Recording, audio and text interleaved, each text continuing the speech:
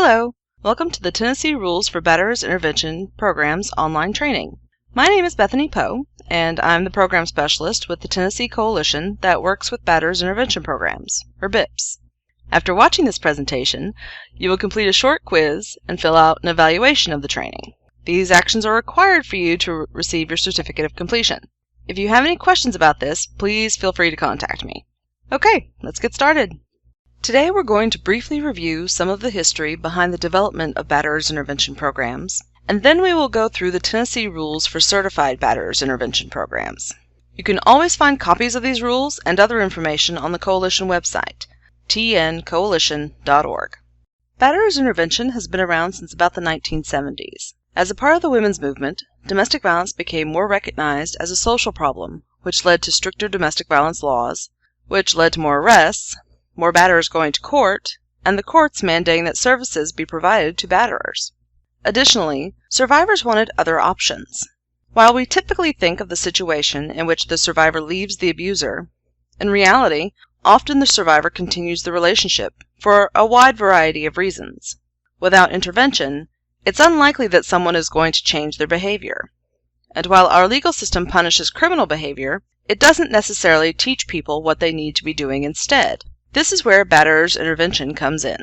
In the 1980s, programs for batterers started showing up that were based on anger and stress management, or that were focused on individual psychopathology, or mental health problems. The problem with these models is that now we understand that battering isn't caused by anger or stress management problems. It is a pattern of abusive, coercive behavior aimed at having power and control over one's partner. Another great concern was that at this time, programs were more focused on the rehabilitation of the batterer than the safety of the victim. This resulted in treatment approaches, such as couples counseling or family therapy, that were not necessarily safe environments for domestic violence victims. Today, in the state of Tennessee, we have batterers intervention programs that follow a set of standards set forth in the Rules for Certified Batterers Intervention Programs, and that are certified and monitored by the Domestic Violence State Coordinating Council. The Tennessee Domestic Violence State Coordinating Council, also known as the DVSCC, was established through legislation on July 1, 1995, to develop model policies and training curriculums for law enforcement agencies, the courts, and batterers intervention programs. The goal of this project is to improve the response of the criminal justice system to domestic violence through the development of state leadership and judicial and law enforcement education. The Tennessee Coalition to End Domestic and Sexual Violence, typically referred to as the Coalition, staffs the DVSCC and its committees. The Coalition has a program specialist, at this time, that's me, that works with the council. I do things like attend their meetings, put together reports, and review BIP certification applications and present them to the council. The laws that cover certified batterers intervention programs in the state of Tennessee are Public Chapter 0490-1. What you will hear me commonly refer to as the rules. And as you can see as you look through the rules, these standards cover all areas of a BIP. I've included the rules as a handout in this online training, and you can always access them on tncoalition.org on the Resources tab. These rules spell out what needs to be done to qualify as a certified program and sets the standards across the state, which is important. We want to know that people who need help dealing with domestic violence are getting the appropriate services.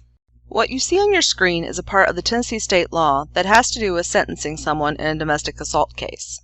This is not listed as part of the rules for certified BIPs, but I think this is important to bring up. According to the Tennessee state law, Tennessee Code Annotated Title 39, Chapter 13, Part 111, Section D specifically, ordering a person to a non-certified BIP shall only be done if there is no DVSCC certified BIP in the sentencing county. So, if courts are making batterers intervention a part of the sentence in a domestic assault case, they need to be referring people to DVSCC certified programs, if there is one in the county. Let's begin going through the rules. It is the intention of the rules to provide minimum standards of certification and monitoring criteria for batterers intervention programs. Please note that these rules apply to certified batterers intervention programs to which batterers are court-referred or referred as a part of a batterer sentence or plea agreement.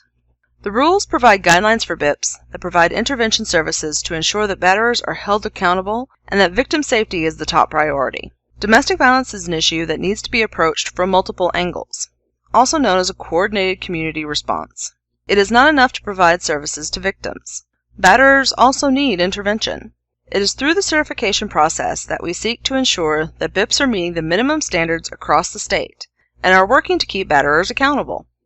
Additionally, the rules set up the parameters for running your BIP classes, and the coalition is available for training and technical assistance. The rules also attempt to address our judicial system's desire for batterer accountability and victim advocates' wish for batterer accountability and consistency. Let's look at Part 2 of the rules, the nature of batterers intervention programs. As previously mentioned, these rules apply to programs that are certified, meaning that they have gone through the certification process through the DVSCC and that they serve batterers involved in the court system. BIP is an intervention, not therapy, counseling, or treatment. Often, people get confused about this part. BIP is not counseling or therapy. While therapy or counseling may be beneficial for a batterer to help them work through present or past problems, that is not the function of a BIP. BIP is intended to be a time-limited, structured educational group activity that requires batterers to face consequences of their behaviors, accept responsibility for their actions, confront rationalizations and excuses, while learning and practicing alternative, non-violent behaviors. Victims, not batterers, are the client. Victim safety should always be your number one priority. Domestic violence is a learned behavior, rooted in beliefs. Cultural beliefs, beliefs about relationships, beliefs about how men and women are supposed to act, beliefs about how to get and maintain control, just to name a few. The good thing about that is that beliefs and learned behaviors can be changed. This section also includes definitions of the term batterer, intervention, certified program, and victim advocate. Part 3 of the rules is the ethical standards. This first point is crucial for any batterers intervention program and is a required part of the certification process. Services for victims must be in place in the community first, and the batterers intervention program must develop cooperative relationships with those domestic violence programs. Those relationships should invite monitoring, networking, information sharing, and mutual support between the programs. Additionally, to promote safety, contact with victims should be done through a victim's advocate. Imminent danger is the exception. For example, if while you're in a class, a batterer stated he was leaving and he was going to shoot his ex-wife, and you tried to keep him from leaving, and you called the police, but he left before they got there, you would be right in assuming that his ex-wife is in imminent danger, and you should do your best to contact her immediately. You must protect victim confidentiality. Victim information should be kept separate from the batterer files, and reference to the victim should be redacted in the batterer's files. If the batterer is making threats or reporting he has committed acts of violence, those should be reported to the judicial authority. By law in Tennessee, everyone is required to report child or elder abuse to the proper authorities. If a batterer is self-harming, that information should be shared. Every BIP is required to have a sexual harassment policy, and that policy should outline what behavior is prohibited and how someone can make a report. Lastly, batterers intervention programs are to report on how batterers are doing in class, but they are prohibited from making recommendations on sentencing. I do encourage you to provide detailed, factual reports on how the batterer is doing in the classes, so the courts are able to make the best informed decisions that they can. Part 4 of the rules has to do with accountability. Certified BIPs are responsible for providing the criminal justice system with information related to the batterer's noncompliance with the program's group rules, contract, and other requirements. You may also provide information about a batterer's participation to a victim's advocate, or other agencies. Certified BIPs are required to participate in community efforts to end violence. This can look a lot of different ways. This might mean having a booth at a peace or anti-discrimination rally. It could mean having men in your BIP collecting toiletries and putting together care packages for people in domestic violence shelters. Maybe it means that the organization participates or hosts an event for young men about violence prevention. It might mean attending a lobby day in Nashville to talk to legislators about bills. However it looks, your BIP should be an active member in the anti-violence movement in your community. As a part of batterer accountability, they are required to sign a contract. While most batterers are mandated to the program, that just means we have to work harder to get buy-in from them. Go through the contract with them. Make sure they understand what is required of them and the obligation they are undertaking by signing the contract to attend your BIP. Batterers are required to pay a fee for BIPs classes. There's no set amount for the fee. If a batterer is indigent, a batterer may be required to make some form of restitution to the community instead of a fee. Jail-based programs may waive or not assess a fee.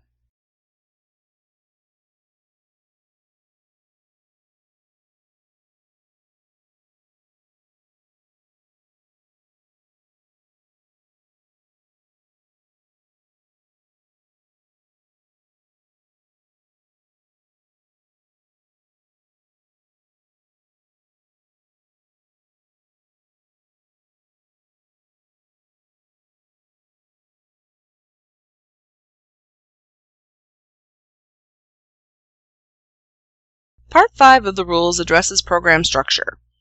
To be a certified BIP, the men must attend 24 weeks minimum, 1 class per week. Classes are to be 1.5 to 2.5 hours long. The class must meet that 90-minute minimum. There must be 2 facilitators. We'll talk more about those requirements later. BIPs have limited confidentiality.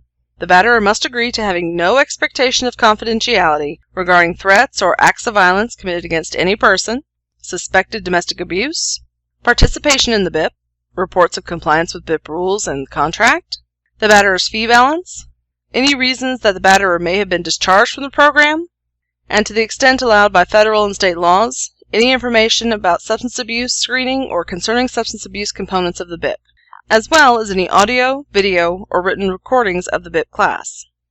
The BIP must have a contract and group rules. They must conduct an intake, screening, and orientation. Example forms of these may be found on the Coalition websites. If the certified program determines that the referral of the batterer to a certified program was inappropriate for some reason, the certified program shall request that the court make a new referral to an appropriate program. Referrals out may be made for those batterers for whom the certified program does not have appropriate services because of the batterer's gender, sexual orientation, or other characteristics. BIPs may refer out for specific reasons, specifically high homicide or suicide risk, severe mental health problems, sex offenders, child abuse offenders, a history of extremely violent criminal offenses in addition to a domestic abuse, disruptive or non-cooperative behaviors, substance abuse problems requiring treatment prior to domestic violence intervention.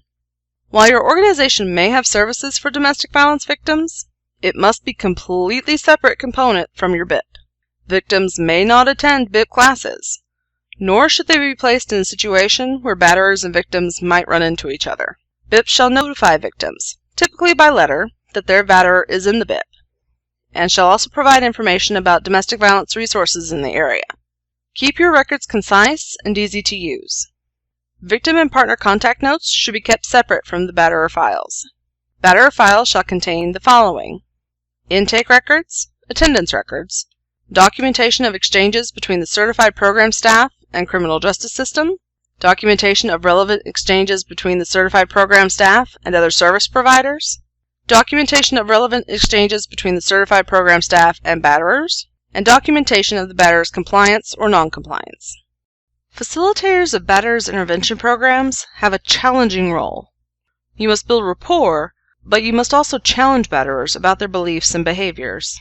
We want to encourage the men in the group to have open, respectful dialogue, and to encourage them to think critically about their beliefs and behaviors. Ultimately, we must remember that the victim's experience should always be the focus of the group. Think about your group. What if domestic violence victims were sitting in the room, listening in? Would they feel safe? Would they feel respected? Would they know that you are on their side? As the facilitator, it is your job to provide new information, challenge old ideas, and hold the men in your group accountable for the things they say and do. If you look at Part 6 of the rules, it specifies that programs must have a written curriculum with specific things in it. Some of these topics include teaching respect for all people, equality and self-determination in relationships, dispelling myths about domestic violence, and addressing the relationship between substance abuse and domestic violence. Specifically that while they often happen together, the drugs or the alcohol didn't cause the domestic violence. There are also some things the curriculum must not do. Victims are not allowed to participate. Victim blaming is not tolerated, as that is not conducive with taking responsibility for one's own actions. Couples or family therapy are not allowed, as these approaches may put victims in unsafe circumstances. Lastly, if your organization also runs substance abuse treatment programs, these approaches need to be distinctly separate. While substance abuse may co-occur, it is not the cause of the violence. Additionally, the disease model of substance abuse treatment programs contradicts the self-responsibility perspective of the BIP. Additionally, a BIP curriculum must include the statutory definitions of domestic abuse and victim found in Tennessee Code Annotated 36-1-601, specific acts of abuse that batterers may use that are crimes in the Tennessee or federal criminal codes, and other acts of abuse that may or may not be criminal offenses. There is a list of 14 things found on page 12 of the rules. The curriculum must include materials that guide the batterer in taking responsibility for their behavior, materials that teach about patterns of violence, and help batterers identify their own histories and patterns of abuse, and teach ways to engage in interpersonal relationships on the basis of equality. There must be materials that identify the effects of violence, the legal and social consequences of battering, and facilitate the development of personal accountability, self-respect, and social responsibility. Each certified program must also require the batterers to complete a written responsibility plan designed to facilitate safety of the batterer's victim or current partner. Please see page 13 for more details about the responsibility plan.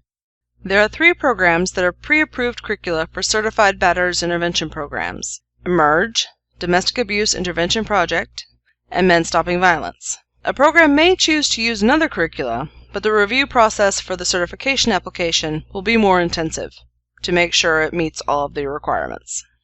Part 7 of the rules, which begins on page 15, lays out the requirements for BIP personnel.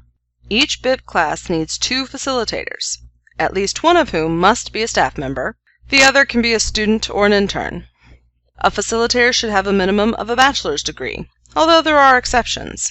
If someone does not have a bachelor's degree, but does have 2 or more years working with batterers, victims, or violent criminals, and they will be paired with someone who does have a bachelor's degree, then that person may be a facilitator. Supervisors should have at least 2 years of experience and training in group facilitation. If someone with a history of being a batterer wants to be a facilitator, they must have completed a certified batterers intervention course and have no record of violence for at least 2 years. Facilitators and supervisors must sign free from abuse statements and must indicate they do not abuse alcohol or drugs. Part 7 also addresses training requirements for BIP staff. During the first year after certification, BIP facilitators are required to have 40 hours of training. If a facilitator has worked in a batterers intervention program for 2 years or has received other domestic violence training, the program may request a waiver in whole or in part from this requirement.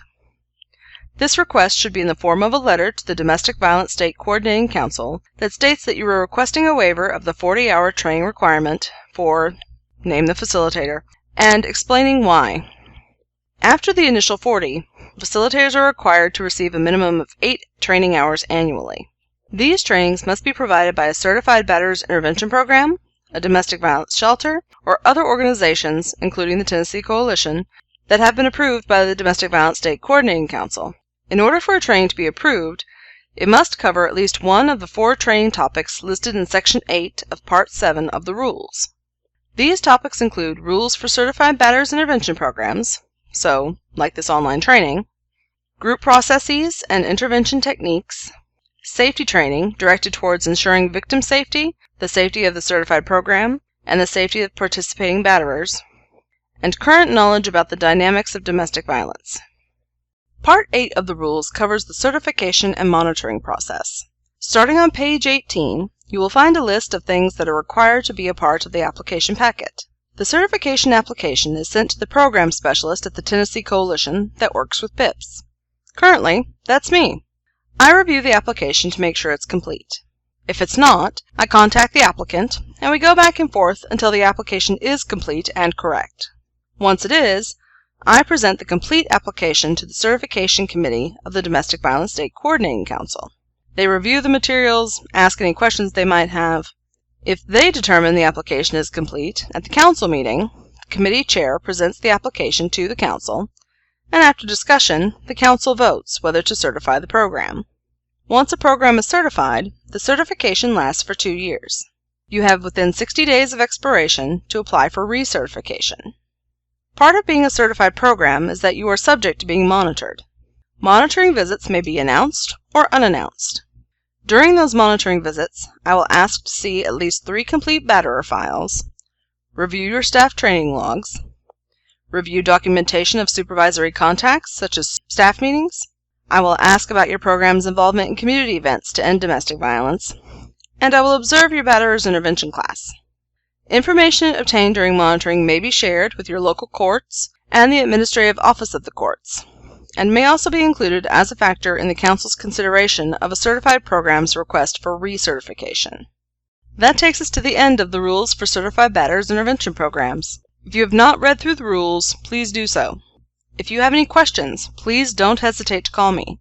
My email address is bpo@tncoalition.org, and our phone number is 615-386-9406. My extension is 314. You can also find information about BIPs on our website, tncoalition.org.